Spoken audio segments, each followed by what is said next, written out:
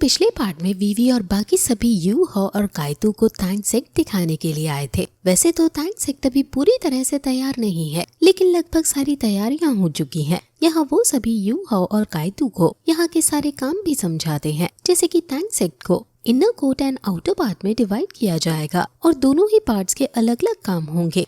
वहाँ पर कैसे क्या चीज करनी है, इसके लिए सारे काम बांट लिए गए हैं। वैसे इस स्पीच यू हाओ ने वैंग डोंगर को वैंकवेयर के बारे में बता दिया था। जब यू हाओ ने कहा था कि वैंकवेयर बिल्कुल वैंग डोंगर जैसी दिखती है, तब से वैंग डोंगर उसे देखना चाहती है। इसलिए अब जैसे ही उसे पता चलता है कि वैंग डोंगर इनर डिसाइपल बनने के लिए फॉर्म भरने वाली है, तो वो तुरंत वहाँ उसे देखने पहुँच जाती है।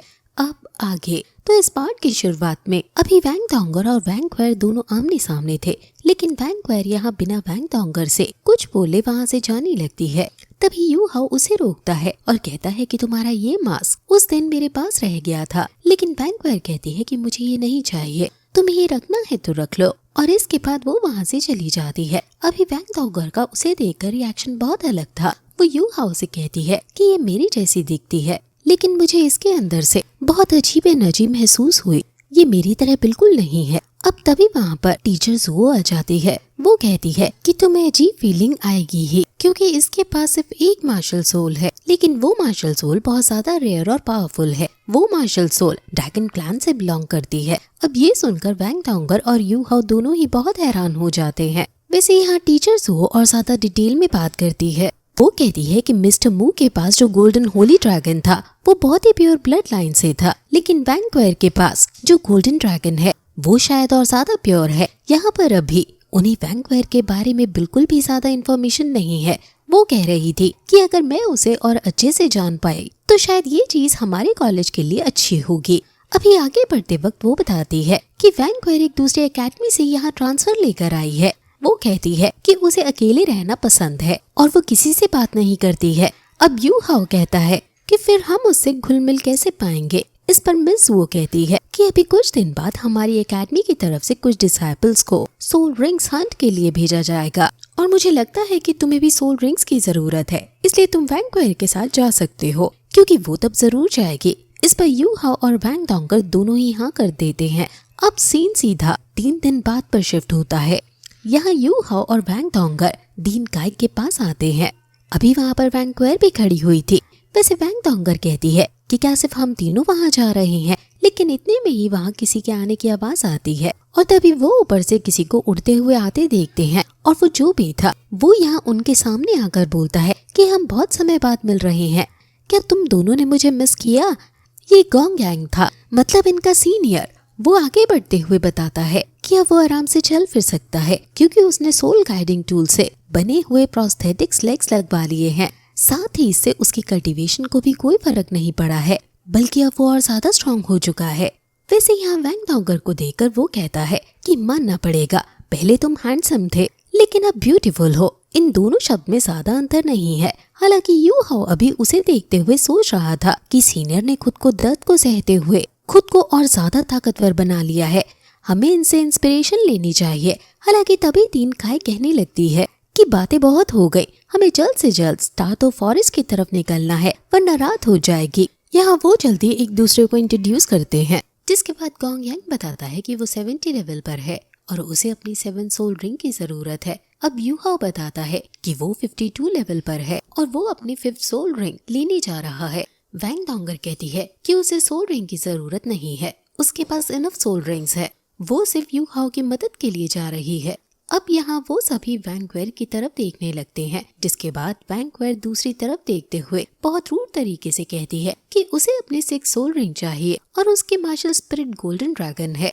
वैसे उसका ऐसा बिहेवियर देखकर दीन काई समझ चुकी थी कि रास्ते में बहुत प्रॉब्लम आने वाली है, और उनका डाउट बिल्कुल सही भी था, क्योंकि रास्ते में भी वैंकवेयर किसी से बात नहीं कर रही थी और ना ही किसी से मदद ले रही थी। वैसे अब इस तरह से चलते चलते उन्हें रात हो जाती है।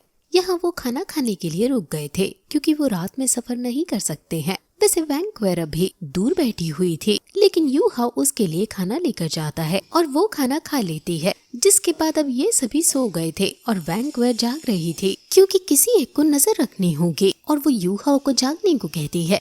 यहाँ यू हाउ जागता है और बाकी सभी भी जाग जाते हैं। बाद वो स्पिरिचुअल डिटेक्शन से चेक करता है। उसे पता चलता है कि सामने एक स्पिरिट एप है जिसकी कल्टीवेशन 50,000 साल पुरानी है और वो पॉइजनस अटैक्स करने में माहिर है। वैसे तभी वहाँ पर डीन काय आ जाती है और कहती है कि ये पीस तो गैंग योंग के लिए बेस्ट रहेगा, बस हमें इसे जिंदा पकड़ना है।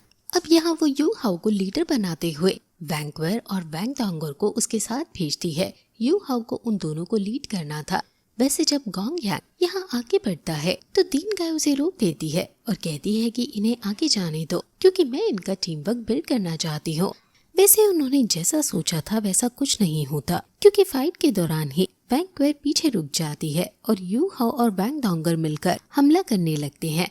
उन्होंने पहले 2 अटैक्स कर उस एप को नीचे गिरा दिया था, लेकिन जहाँ वो गिरा था वहाँ पानी था।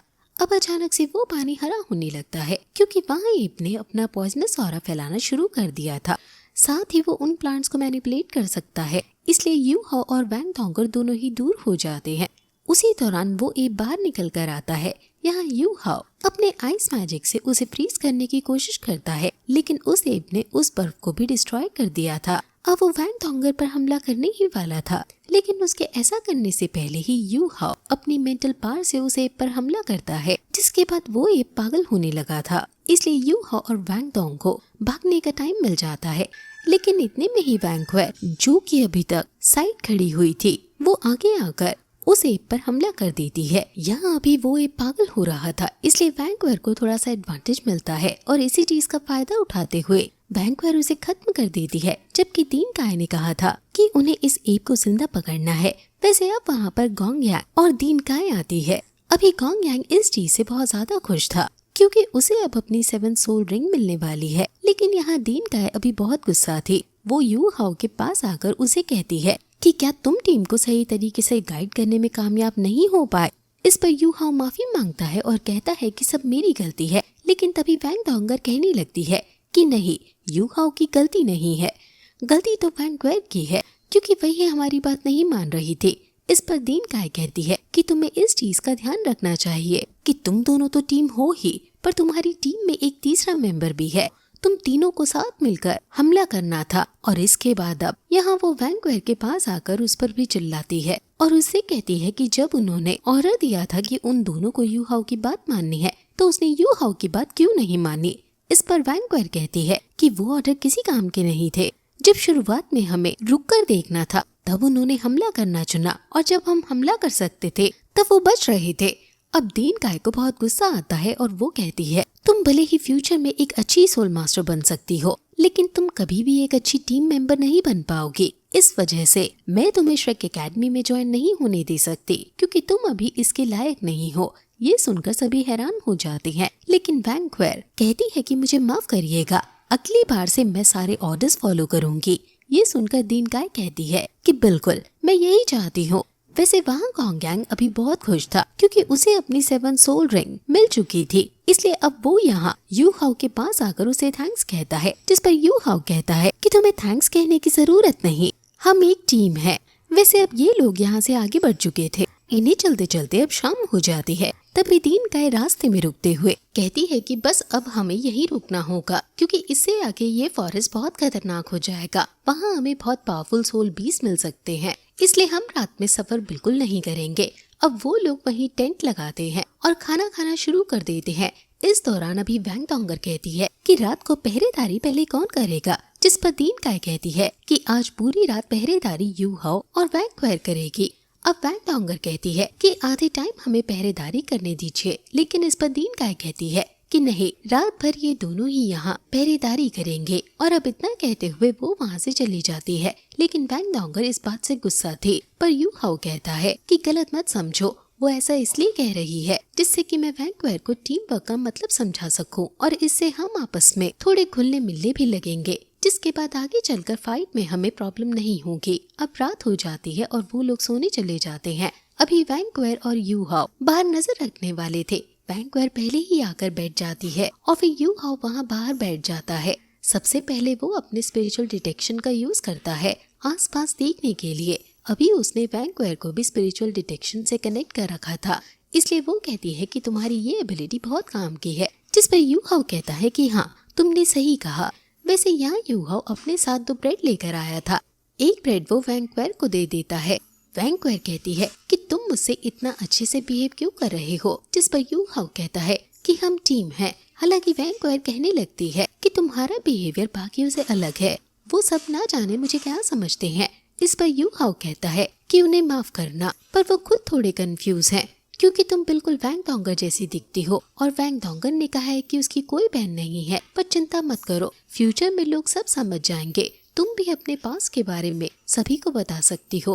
पर इस पर वैंक्वायर कहती है कि मुझे किसी को कुछ साबित करने की जरूरत नहीं। इसके बाद वो उस ब्रेड को खाती है, लेकिन उसे वो पसंद नहीं आता और उसे वो नीचे फेंक देती है।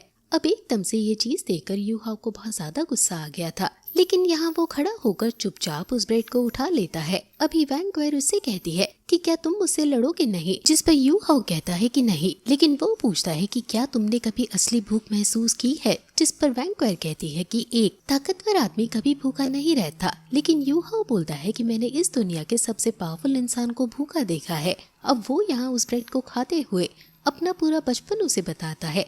वो कहता है कि जब मैं छोटा था तब मैं अपनी मदर के साथ ही रहता था।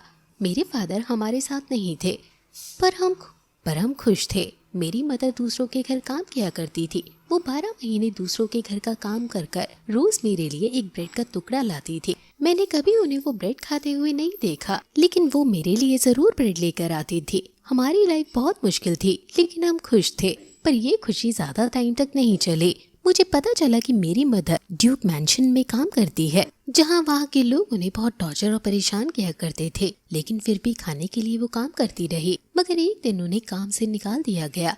तब हमारे पास खाने के लिए कुछ भी नहीं था, लेकिन उन्हें एक दयालु आदमी मिला और उसने उन्हें एक ब्रेड का टुकड़ा दिया। उन्हें उसने अपने रेस्टोरेंट में काम करने की जगह भी दी। मेरी मदर तब मुझसे कहा करती थी कि उनकी लाइफ में सिर्फ मैं ही हूँ और वो मुझसे ही सबसे ज्यादा प्यार करती हैं। ये सब कहते हुए यू हाओ की आंखों से आंसू आ रहे थे और वो आंसू उस ब्रेड पर ही गिर रहे थे, लेकिन फिर भी वो उसे खाते जा रहा था। वो कहता है कि तब मैं छोटा था, इसलिए मैं ये चीज देख ही नहीं पाया कि काम करते हुए मेरी मदर की तबीयत कितनी खराब हो चुकी थी। वो कहता है कि उसके कुछ ही समय बाद मैंने अपनी माँ को खो दिया। ऐसा कहते हुए वो अपने घुटनों पर आ चुका था। वो वैंक्वायर से बोलता है कि बेशक तुम्हारे लिए ये बेकार खाना होगा, लेकिन मैंने आज तक दुनिया में एक ब्रेड से ज्यादा टेस्टी चीज कभी नहीं खाई। वैसे अब तभी वैंक्वायर उसके पास आ जाती है। वो उसके कंधे पर एक हाथ रखते हुए और दूसरे हाथ से उसके हाथ से वो ब्रेड लेकर खुद खाने लगती है। यहाँ यू हाओ देखता है कि वैंक्वायर के भी आंखों में आंसू थे, लेकिन उसी दौरान यू हाओ को आवाज सुनाई देती है। वो तुरंत मेंटल डिटेक्शन ऑन करता है और देखता है कि वहाँ उनकी तरफ कुछ सोल बीज पड़ रहे हैं, जिसके बाद वो दोनों ही उनसे लड़ने के लिए तैयार हो जाते हैं। और ऐसे इंटरेस्टिंग टाइम पर ये पार्ट यहीं पर खत्म हो जाता है।